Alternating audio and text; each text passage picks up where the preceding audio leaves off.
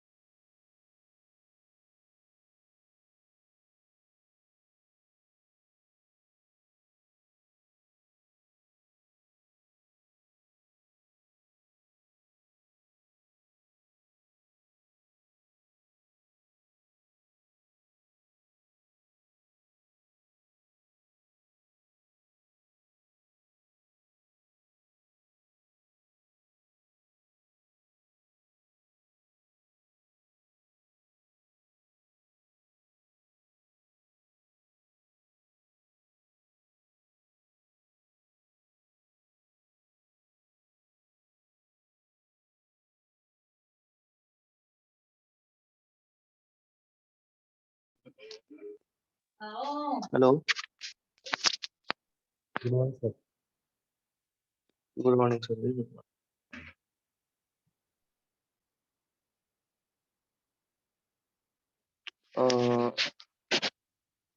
एक काम करो, कोई भी अपना एक बार स्क्रीन शेयर।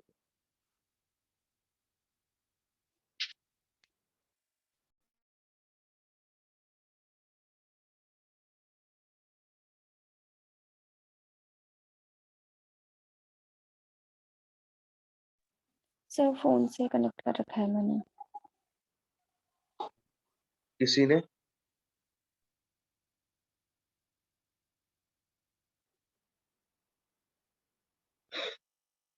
कोई और?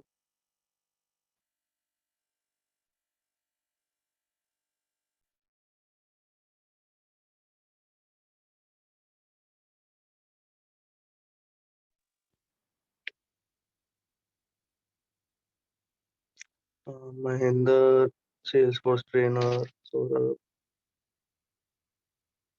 अच्छा,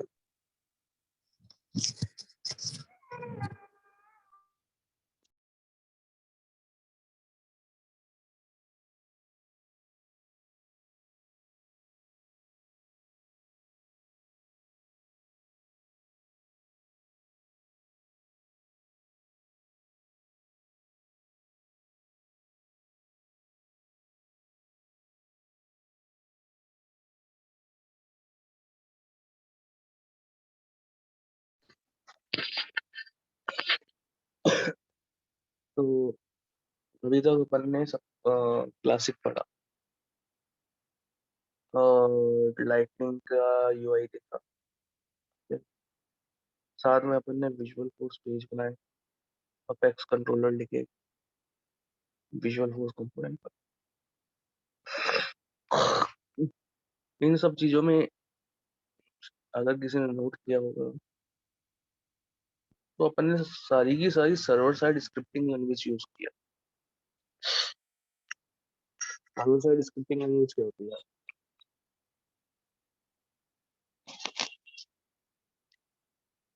सर्वर साइड स्क्रिप्टिंग लैंग्वेज वो होती है, वो स्क्रिप्ट जो अपन सर्वर पे लिखते हैं, सर्वर उसको रन करता है, उसको अपन सर्वर साइड स्क्रिप्टिंग लैंग्वेज बोलते हैं।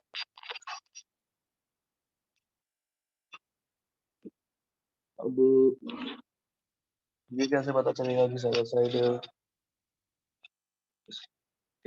साइड स्क्रिप्टिंग कैसे लिखते हैं और क्या डिफरेंस है सर्वर साइड स्क्रिप्टिंग में, और तो वो हम पढ़ेंगे।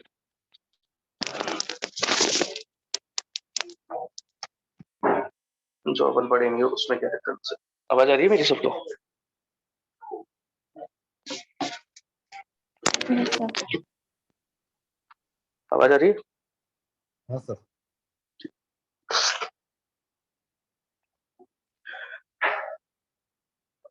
किसी ने क्लाइंट साइड स्क्रिप्टिंग लैंग्वेज सुनी कि क्लाइंट साइड स्क्रिप्टिंग लैंग्वेज क्या होती है और क्या एग्जांपल है उसका?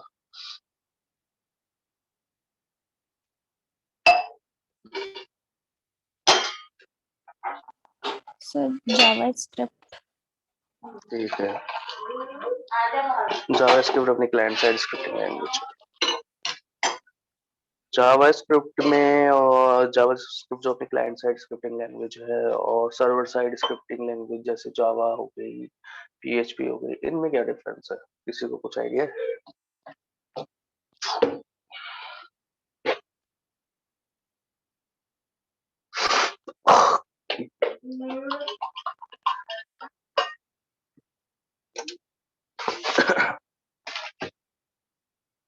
हम्म,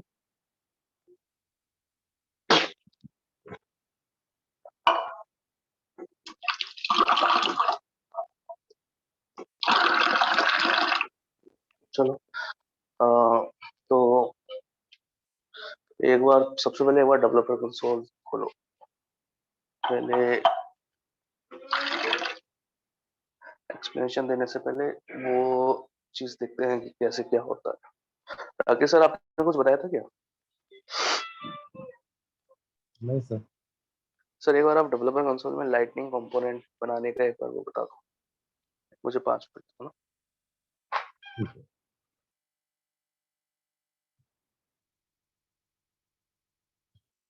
ये मतलब डेवलपर कंसोल ओपन करना है आपको।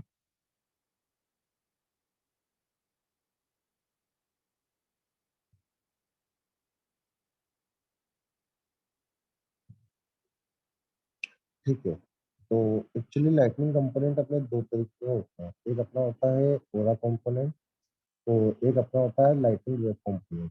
ठीक है, तो जो ओरा कंपोनेंट जो होता है उसको हम डेवलपर कंसोल से क्रिएट कर सकते हैं, एडिट कर सकते हैं। तो जो लाइटनिंग वेब कंपोनेंट होता है वो हम वीएस कोड से ही क्रिएट करते हैं, वीएस कोड से ही हम उसको एडिट करते हैं। ठीक है, तो यहाँ पे देखो नीचे जाओ आप, यहाँ पे लाइटनिंग कंपोनेंट आएगा। हाँ, क्लिक करो, यहाँ पर कंपोनेंट का नेम दो।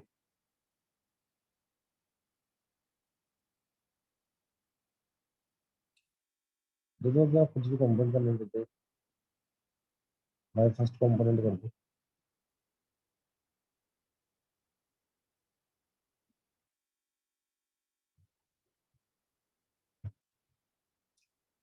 ठीक है, अब यहाँ पे अपने पास 5 ऑप्शन है अलग अलग, lighting tape, lighting page, lighting record page. ठीक है, तो अगर कंपोनेंट को हमको जैसे अपने टेप्स होते हैं ना, टेप्स के ऊपर अगर अपने कंपोनेंट को ओपन करना है तो हम उसको लाइटिंग टेप लेंगे।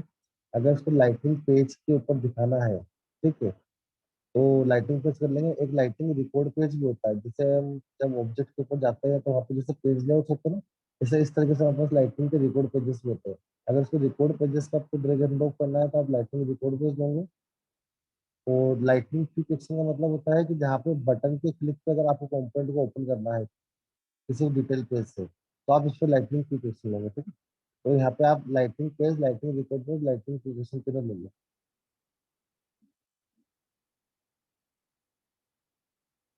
Lightning page, lightning record page और लाइटनिंग क्विक एक्शन, नीचे वाला क्विक एक्शन सबमिट कर दो। यहाँ पे आपका बंडल ऑफ एक कंपोनेंट जो बना है, पूरा कंपोनेंट बंडल बना है। इस बंडल्स में आपकी मल्टीपल फाइल्स होती है। ठीक है, जो सबसे पहला आपको दिख रहा है वो सीएमपी फाइल है, डॉट सीएमपी फाइल, जिसको हम बोलते हैं कंपोनेंट फाइल, जो हमारा यूआई इंटरफेस होता है, जहाँ पे हम हमारा एचटीएमएल कोड लिखते हैं। ठीक है, सेकंड फाइल आप देखोगे वहाँ पर माय फर्स्ट कंपोनेंट जो आपको लेफ्ट हैंड साइड में, सॉरी राइट हैंड साइड में जो आ रहा है, इस पर कंट्रोलर पे क्लिक करो। ये आपकी जावास्क्रिप्ट फाइल होती है, जो आपके यूआई को और सर्वर साइड के बीच में जो लेयर होती है उसको हैंडल करती है, जिसको हम बोलते हैं कंट्रोलर। ठीक है, उसके बाद तीसरे नंबर की फाइल होती है हेल्पर। ये भी आपकी जावास्क्रिप्ट फाइल होती है, लेकिन ये आपको सर्वर से बाउंड होती है। सब आपके सर्वर पे जो भी कॉल जाएगी इस हेल्पर के थ्रू जाएगी। चौथी फाइल जो होती है वो डॉट सीएसएस फाइल होती है आपकी, जिसको हम स्टाइल फाइल बोलते हैं। ठीक है, और बाकी सर अभी दीपक सर ज्वाइन कर रहे हो बताएं। हेलो दीपक सर। हाँ हाँ सर, आप कंटिन्यू। ठीक है, तो सारा का सारा डेवलपमेंट अपने इसी के अराउंड होगा। ये सारी की सारी फाइल्स अपन यूज करेंगे। अब सर्वर साइड स्क्रिप्टिंग और क्लाइंट साइड स्क्रिप्टिंग में क्या डिफरेंस है? ये जो वीएफपी पेज होता है, वीएफपी पेज अपना पूरा का पूरा सर्वर साइड पेज है। Server side page in sense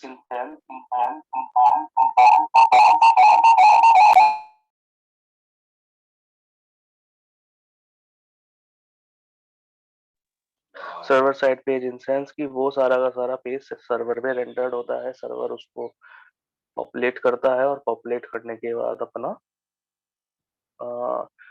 user को डिस्प्ले करता है। अपेक्स अपेक्स अपनी सर्वर साइड लैंग्वेज है, क्यों? वो सारी की सारी सर्वर पे रन होती है और सर्वर ही उसको रीड करता है और सर्वर ही उसको पॉपुलेट करता है। ठीक है, लेकिन जो अपना लाइटिंग है, जो अभी अपन ने एक लाइटनिंग कंपोनेंट बनाया है, इसके अंदर जो अपने पास इतनी सारी फाइल्स है, ये सारी की सारी फाइल्स सर्वर पे जाके सेव हो रही है, लेकिन ये सारी की सारी फाइल्स क्लाइंट साइड है। विच मीन्स कि अगर आप इस लाइटनिंग कंपोनेंट को दूसरी लैंग्वेज में भी यूज करना चाहोगे तो वो आपको यूज करने देगा। लेकिन अगर आप वीएफपी पेज को जावा में कॉल करो या एचटीएमएल में कॉल करो, वो पॉसिबल नहीं है। क्यों? क्योंकि वीएफपी पेज अपना विजुअल फोर्स पेज अपेक्स ही रेंडर करता है। जैसे अपना जावा पेज होता है, जावा पेज अपना खाली जावा कंटेनर में चलता है। PHP अपना PHP कंटेनर में चलता है, .NET अपना .NEट कंटेनर में चलता है, ऐसे यहाँ पे विजुअल फोर्स बेस और अपेक्स अपने अपेक्स कंटेनर में ही चलता है। ठीक है, ये चीज समझ में आई सबको? Yes sir. ठीक है, एक बार मैं स्क्रीन शेयर करता हूँ।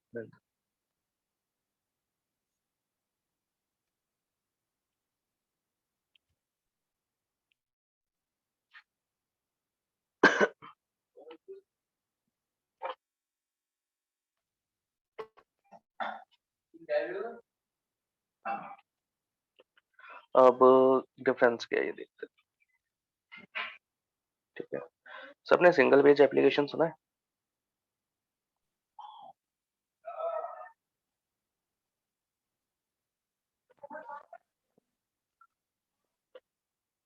सिंगल पेज एप्लीकेशन अपनी एक एप्लीकेशन होती है जो सिंगल पेज के ऊपर चलती है। इसके बहुत सारे बेनिफिट्स हैं, साथ में इसके कुछ डिसएडवांटेजेस भी है। ठीक है, अब सिंगल पेज एप्लीकेशन क्या होती है?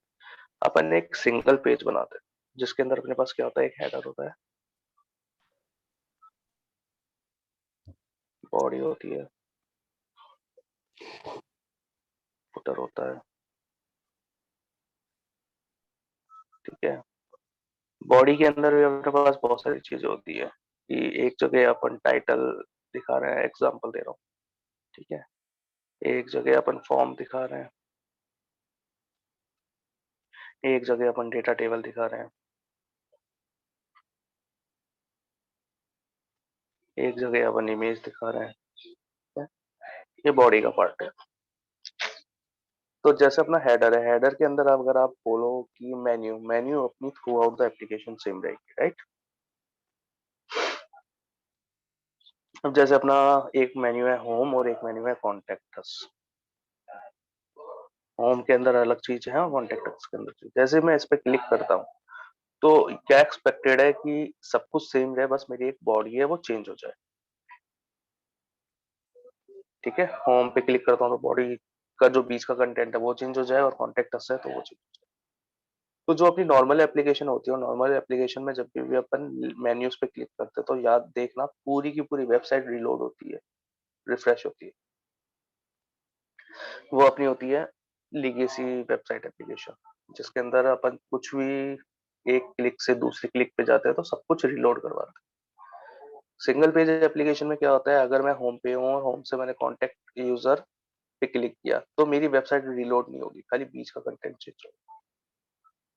ठीक है, ये पहला एडवांटेज। दूसरा एडवांटेज हो गया बॉडी। मेरी बॉडी के अंदर बहुत सारी चीजें हैं, जैसे कि मैंने डेटा टेबल है, डेटा टेबल के अंदर मैंने क्लिक किया, उस पर मेरी खाली ये नीचे की इमेज चेंज होनी चाहिए। तो अगर अपनी जो नॉर्मल वेबसाइट है उस पर अपन करेंगे तो पूरा पूरा वेबसाइट रिलोड होगा, सब कुछ डेटा पूरा लोड होके आएगा और उससे क्या होगा, अपनी बैंडविड्थ ज्यादा खाएगा। सिंगल पेज एप्लीकेशन में क्या है, खाली अपन वही चीज को टारगेट करते हैं जिसको अपन ने फोकस किया है। तो जैसे मैंने डेटा टेबल पे एक लिंक पे क्लिक किया और मैं ये चाहता हूँ कि ऊपर का डेटा वही रहे, खाली इमेज लोड है, तो अपन उस केस में वो सारी की सारी चीजें सिंगल पेज एप्लीकेशन से अचीव कर सकते हैं। सिंगल पेज एप्लीकेशन के अंदर जो अपनी रिसोर्स फाइल होती है, जैसे जावास्क्रिप्ट हो गई, CSS हो गई, वो फर्स्ट टाइम लोड होने पे आती है और बाद में कैशे कर लेते हैं। लेकिन जो अपनी नॉर्मल साइट होती है, अब इसमें ये सोचो कि आपकी एक वेबसाइट है वो बहुत हैवी है, वो लोड होने में कम से कम 4 MB डेटा डाउनलोड कर रही है। तो उसको कम से कम लग रहे हैं 1 से 1.5 मिनट लोड होने में। तो जैसे यूजर होम से कॉन्टेक्ट अस पे जाएगा वो पूरा रिलोड होगा तो अगेन उसको 1 से 1.5 मिनट लगेगा। तो उससे आपकी सारी की सारी वेबसाइट क्या हो गई, बहुत स्लो हो गई। ठीक है, या एप्लीकेशन आपकी बहुत लेजी हो गई। लेकिन अगर आप इसमें सिंगल पेज एप्लीकेशन में बनाते हैं तो शुरू फर्स्ट टाइम जब यूजर लोड करेगा तो उसको 1.5 मिनट लगेगा। उसके अलावा जैसे कॉन्टेक्ट अस पे जा रहा है तो अपन क्या कर रहे हैं, खाली एक कंटेंट को चेंज कर रहे हैं। तो that is a fraction of second. तो इससे आपकी वेबसाइट भी फास्ट हो गई। ठीक है, सिंगल पेज एप्लीकेशन अपन हमेशा क्लाइंट साइड स्क्रिप्टिंग लैंग्वेज के हेल्प से बनाते हैं। ठीक है, विजुअल फोर्स पेज या स्क्रिप्टिंग लैंग्वेज है वो सारी की सारी आपकी पुरानी एप्लीकेशन है, उस पर आपका पूरा का पूरा डेटा लोड होगा। अब जब अपन को सारा काम क्लाइंट साइड पे करना है तो स्क्रिप्टिंग लैंग्वेज की क्या जरूरत है? तो अपन को यहाँ पे स्क्रिप्टिंग लैंग्वेज की हमेशा जरूरत पड़ती है। क्यों? क्योंकि अपन को जो डेटा होता है वो डेटा स्क्रिप्ट डेटाबेस या सर्वर साइड से ही लोड करके लाना पड़ता है। क्लाइंट साइड में अपन डायरेक्ट डेटा नहीं लोड कर सकते। ठीक है, तो ये समझ में आया सबको, सिंगल पेज एप्लीकेशन और लीगेसी।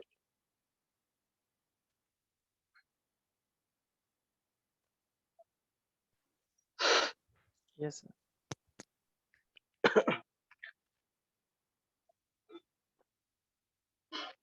अब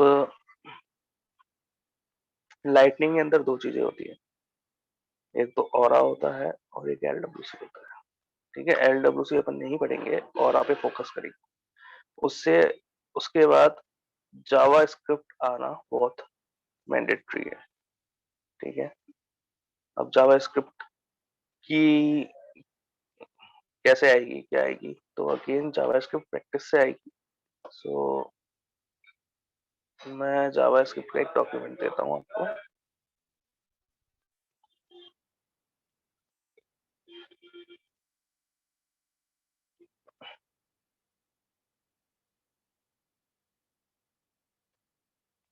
ठीक है, इसके अंदर आपको सारी चीजें मिल जाएगी, सारे मेथड्स मिल जाएंगे, सारे फंक्शंस मिल जाएंगे जावास्क्रिप्ट।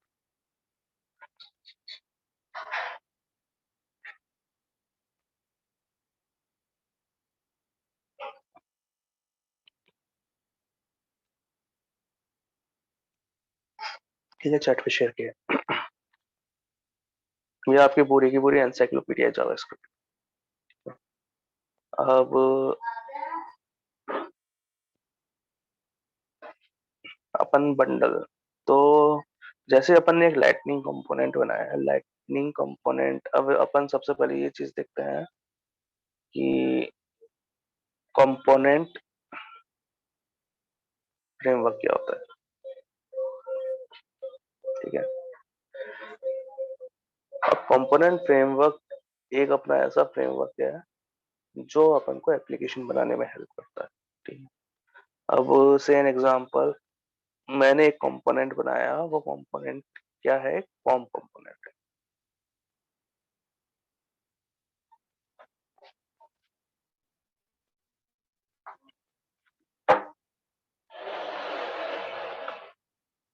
ठीक है, एक कंपोनेंट मेरा क्या है, डेटा टेबल कंपोनेंट। एक कंपोनेंट क्या है मेरा, इमेज कंपोनेंट। ठीक है, एक कंपोनेंट क्या है मेरा, टाइटल मैसेज कंपोनेंट है। ये अपन ने सारे के सारे डिफरेंट डिफरेंट लाइटनिंग कंपोनेंट बनाए। ठीक है, लेकिन इनका पर्पस क्या है, फॉर्म कंपोनेंट के अंदर कुछ पैरामीटर्स लेगा और ये फॉर्म जनरेट करेगा, और फॉर्म जनरेट करने उन पैरामीटर के बेस पे फॉर्म जनरेट करके फॉर्म का जो डेटा है वो सेव कर देगा सर्वर पे। डेटा टेबल का कंपोनेंट क्या है, ये अब अगेन डेटा लेगा और उस डेटा को टेबुलर स्ट्रक्चर में बना देगा, और साथ में उसके ऊपर जो बाय डिफॉल्ट फंक्शंस या फीचर्स होते हैं, जैसे सॉर्टिंग हो गया, सर्चिंग हो गया, या एक्शन हो गए, या एडिट करना है, डिलीट करना है, वो पूरी की पूरी डेटा टेबल क्रिएट कर देगा। इमेज कंपोनेंट में क्या होता है कि ये मेरा इमेज का लिंक लेगा खाली, और उस इमेज के लिंक के बाद उस इमेज को रेंडर कर देगा, और रेंडर करने के बाद उसमें डाउनलोड फीचर दे देगा। और टाइटल मैसेज कंपोनेंट क्या होता है कि टाइटल मैसेज कंपोनेंट के अंदर अपना, वो ला दो पापा मोटर। टाइटल मैसेज कंपोनेंट के अंदर अपन अगेन डेटा देंगे, उस डेटा को वो टाइटल फॉर्मेट में दिखा देगा। तो अपन ने क्या किया, हर चीज के लिए कंपोनेंट बना दिया। ठीक है, ये बिल्कुल सेम अपने अप्लायंस की तरह है कि अपने यूज आने के लिए हर एक अप्लायंस है। जैसे अगर मुझे बाहर जाना है तो उसके लिए मेरे पास गाड़ी है। ठीक है, मुझे बात करनी है तो उसके लिए मेरे पास मोबाइल है, अगर मुझे कुछ देखना है तो उसके लिए मेरे पास टीवी है। ठीक है, लेकिन ये सारे के सारे कंपोनेंट्स या अप्लायंस क्या है, एक स्पेसिफिक चीजों के लिए बने हुए हैं। आप गाड़ी से बात नहीं कर सकते, आप टीवी से बाहर नहीं जा सकते। ठीक है, और आप मोबाइल से बाहर नहीं जा सकते। सिमिलरली ये अपने जो कंपोनेंट है, ये स्पेसिफिक पर्पस के लिए बने। तो ये अपन ने कुछ कंपोनेंट बना लिए। अब कंपोनेंट फ्रेमवर्क क्या बोलता है कि मेरी एक एप्लीकेशन है, उस एप्लीकेशन में मुझे क्या करना है, डेटा टेबल दिखाना है और फॉर्म दिखाना है। तो मैं क्या करूंगा, दो कंपोनेंट को आपस में ऐड कर दूंगा। ठीक है, और ये दो कंपोनेंट को कहाँ ऐड करूंगा मैं, एक तीसरे कंपोनेंट के अंदर जो इनका पेरेंट होगा या कंटेनर होगा। तो जब इन दोनों को मैंने ऐड किया तो मेरा रिक्वायरमेंट फुलफिल हो गया कि मुझे एक डेटा टेबल भी दिखाना है और एक फॉर्म भी दिखाना है, ठीक है। तो अब यूजर बोलता है कि मुझे एक इमेज कंपोनेंट भी दिखाना है, तो यहाँ पे मुझे क्या करना है, कुछ ही नहीं करना, खाली कंपोनेंट 4 को ऐड करना है, क्योंकि मैंने वो सारी की सारी चीजें इंडिविजुअली बना रखी है, ठीक है। तो ऐसे छोटे छोटे कंपोनेंट को जोड़ के अपन एक पूरी की पूरी क्या करते हैं, एप्लीकेशन बनाते हैं। तो इस पूरे के पूरे प्रोसेस को क्या बोलते हैं, कंपोनेंट फ्रेमवर्क बोलते हैं। ये समझ में आया सबको? Yes sir.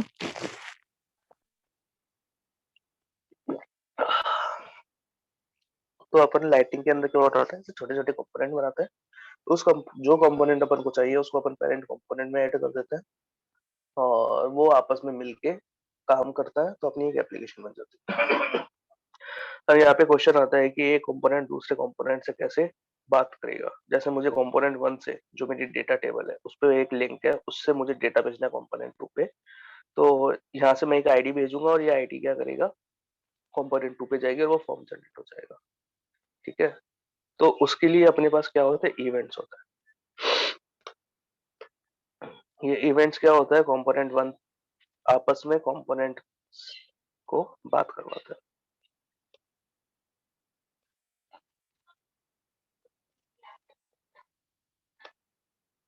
ये दोनों आपस में कैसे बात करते हैं, इवेंट्स के थ्रू करते हैं। कंपोनेंट 1 इवेंट भेजेगा, इवेंट कंपोनेंट 2 को दे देगा, ठीक है। ऐसे कंपोनेंट 2 कुछ भेजेगा तो इवेंट्स के थ्रू भेजेगा, कंपोनेंट 1 को दे देगा। लेकिन इसमें एक मेन चीज होती है, रिलेशनशिप। रिलेशनशिप क्या होती है, पेरेंट चाइल्ड रिलेशनशिप,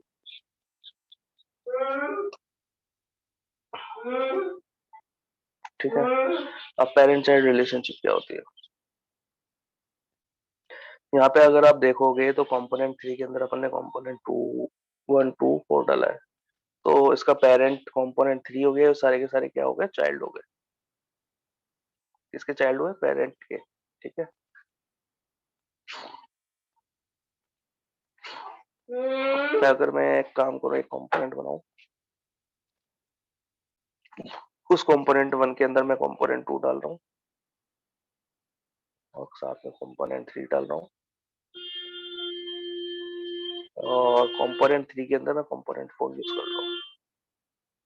तो इसमें कंपोनेंट 1 सबका पेरेंट है, कंपोनेंट 2 एंड कंपोनेंट 3 चाइल्ड है कंपोनेंट 1 के, लेकिन सेम लेवल पे है, ठीक है। और कंपोनेंट 4 चाइल्ड है खाली कंपोनेंट 3 का, ठीक है। तो अगर मैं बात करूं कंपोनेंट 2 का पेरेंट कौन हो गया, कंपोनेंट 1। कंपोनेंट 3 का पेरेंट कौन हो गया, कंपोनेंट 1। कंपोनेंट 2 किसी का पेरेंट है, नहीं है। कंपोनेंट 3 किसी का पेरेंट है, हाँ, कंपोनेंट 4 का पेरेंट है। तो कंपोनेंट 4 का पेरेंट कंपोनेंट 3 हो गया, कंपोनेंट 3 का चाइल्ड कंपोनेंट 4 हो गया, ठीक है। तो ये अपनी एक रिलेशनशिप और हायरार्की होती है।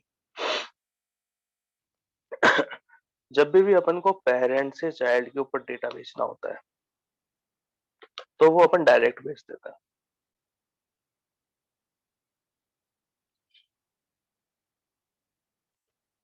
ठीक है। और जब अपन को चाइल्ड से पेरेंट पे डेटा भेजना होता है तो अपन को इवेंट्स की जो यूज होता है, ठीक है। अब अगर मुझे कंपोनेंट 4 से डेटा भेजना है कंपोनेंट 3 पे, तो मैं क्या यूज करूंगा, इवेंट यूज करूंगा। कंपोनेंट 4 से कंपोनेंट 1 पे भेजना है तो अगेन मैं इवेंट यूज करूंगा, ठीक है। लेकिन जो मेरा हायरार्की चलेगा वो कैसे चलेगा, कंपोनेंट तो आपस में एक रिलेशन में होना चाहिए। अब जैसे मैं बोलूं कि मुझे कंपोनेंट 4 से कंपोनेंट 2 पे भेजना है, तो 2 और 4 का कोई रिलेशन नहीं है, तो मैं नहीं भेज पाऊंगा डायरेक्टली। इसके लिए मुझे एक बीच में रिलेशनशिप बैठाना पड़ेगा, ठीक है। तो ये सारा का सारा जो कम्युनिकेशन होता है वो इवेंट्स के थ्रू होता है। अगर अपन चाइल्ड टू पेरेंट की बात करें और पेरेंट टू चाइल्ड की बात करें तो उस केस में अपन को इवेंट्स की रिक्वायरमेंट नहीं होती, अपन डायरेक्ट भेज सकते हैं। ऑल्दो अपन इवेंट भी यूज कर सकते हैं, बट अपन इवेंट्स नहीं बनाते, उसको अपन डायरेक्ट। तो ये चीज समझ में आई सबको? Yes sir. मम्मी लाई जो भी चाय लिया भाई। अब अपन ने डेवलपर कंसोल पे गए थे, डेवलपर कंसोल तो एक बार महेंद्र आप स्क्रीन शेयर करोगे?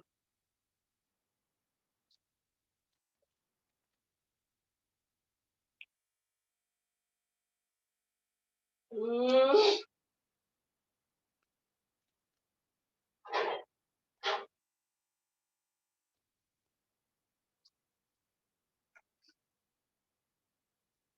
अपने जो राइट अपन ने कंपोनेंट बनाया है, उस कंपोनेंट के ऊपर अपने पास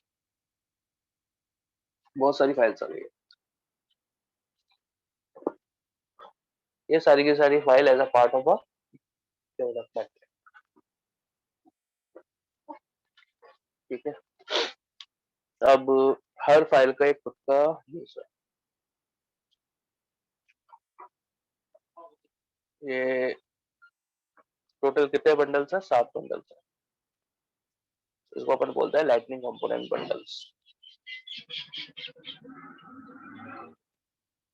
तो सबसे पहला जो अपना बंडल होता है वो अपना होता है कंपोनेंट बंडल, जिसके अंदर अपन क्या करते हैं, HTML फाइल लिखते हैं। इसके अंदर अपना सारा का सारा HTML कोड आता है। इसके अंदर आप प्योर HTML भी लिख सकते हो, साथ में कुछ ऐसे out of the feature use कर सकते हो जो अपन को लाइटनिंग देता है। कैसे देता है वो देखते हैं। गूगल पे जाओ और लाइटनिंग कंपोनेंट लाइब्रेरी सर्च करो।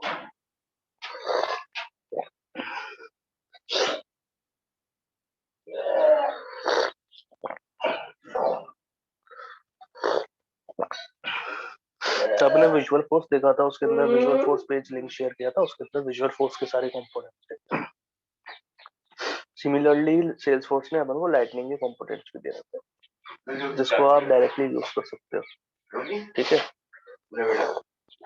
ऊपर करना, ये लेफ्ट हैंड साइड पे देखो ऊपर है LWC लाइटनिंग वेब कंपोनेंट। इसको अपन को यूज नहीं करना, अपन को खाली क्या यूज करना है, ऑरा, लेफ्ट हैंड साइड। तो ऑरा के अंदर अपना जो पहला कंपोनेंट है लाइटनिंग, उस पे क्लिक करो, लाइटनिंग पे। ये सारे के सारे कंपोनेंट है अपने रेडी टू यूज। कैसे? पहला अकॉर्डियन है, इस पे आपको देखो एग्जांपल मिल जाएगा। ये आपके अकॉर्डियन होता है, ठीक है। अब इसको अपन को यूज करना है तो कैसे यूज करेंगे, नीचे आओ, हम कोड में ये कॉपी पेस्ट करो पूरा, उधर जाके पेस्ट करो।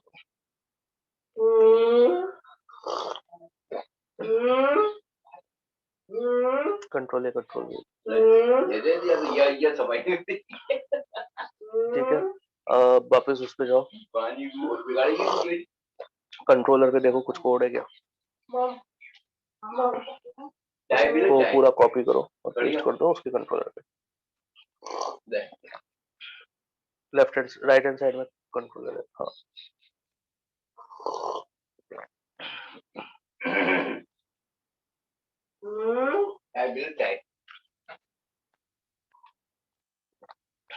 सेव करो, दोनों को सेव कर दो।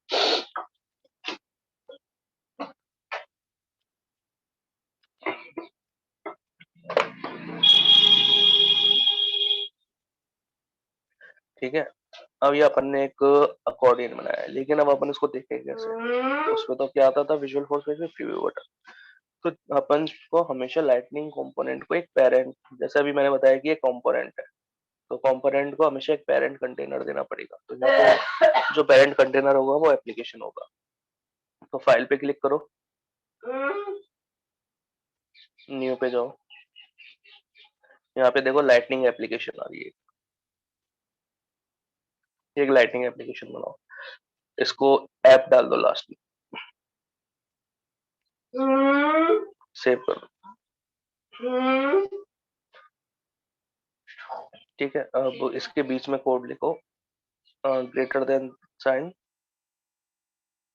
सी कॉलन, आपकी एप्लीकेशन का नाम है। एप्लीकेशन का नाम क्या है, माय फर्स्ट कंपोनेंट। तो डाल दो माय फर्स्ट कंपोनेंट।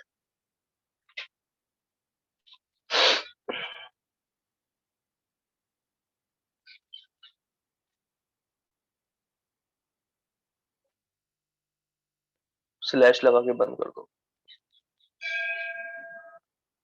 सेव करो। अब यहाँ पे देखो प्रीव्यू बटन है आपका, यहाँ से आप प्रीव्यू कर सकते हो।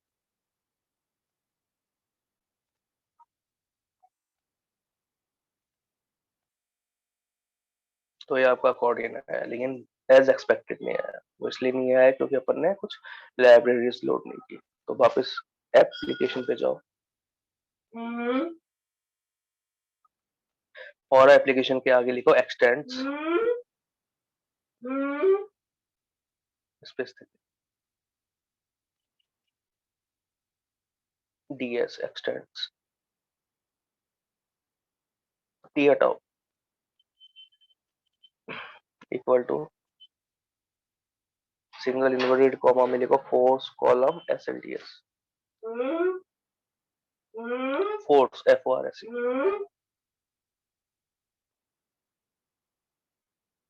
सॉरी सीई, सीई कॉलम एसएलडीएस,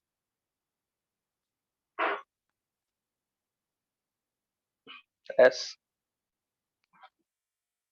ये अपनी एसएलडीएस क्या है, sales force lightning designing system, S for son एसएलडीएस।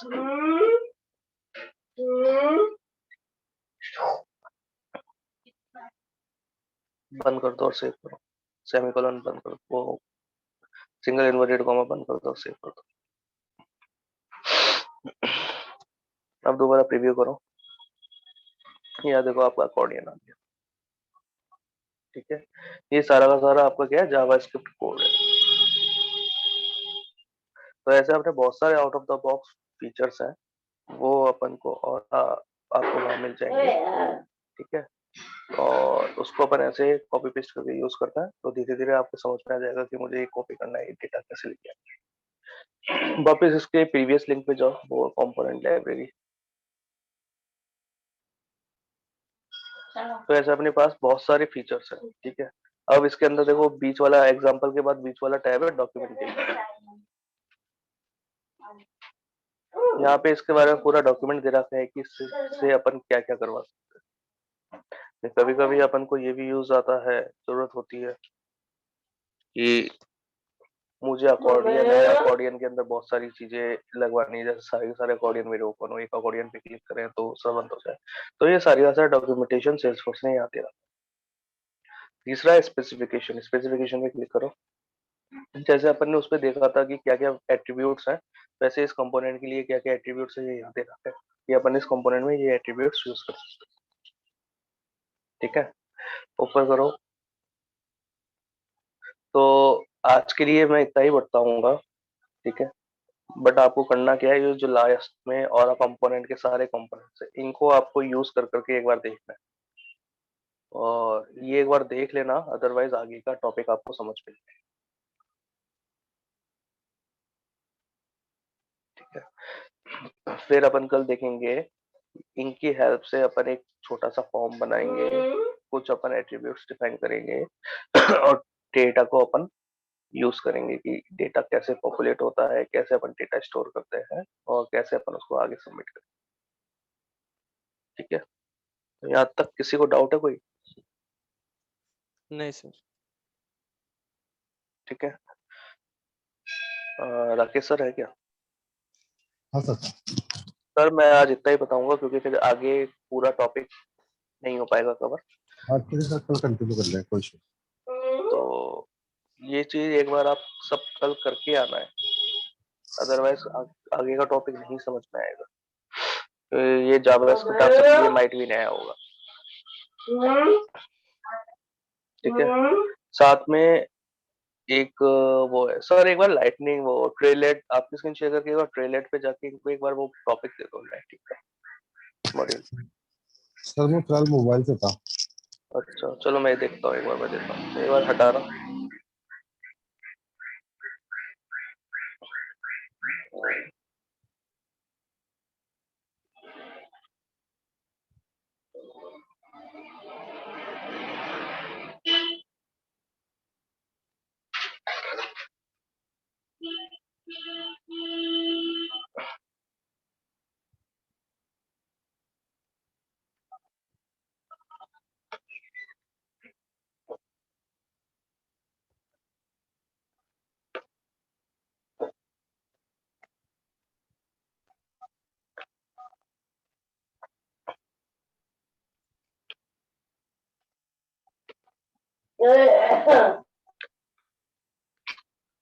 ये एक है, इसको सभी को करके आना है।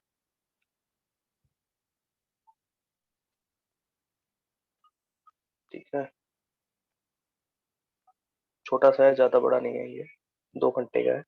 ठीक है, 2 या 3 घंटे का। एक बार इसको सब करके आना।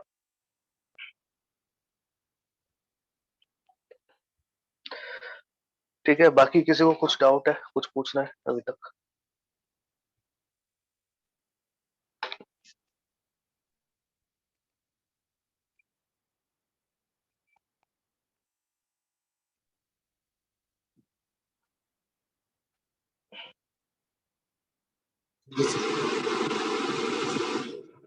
हाँ, ठीक है सर, ओके, आवाज नहीं। हेलो, ठीक है, कल बोल लेते हैं। ठीक है, चलो ठीक है, थैंक यू। तो करके आ रहा है। Thank you.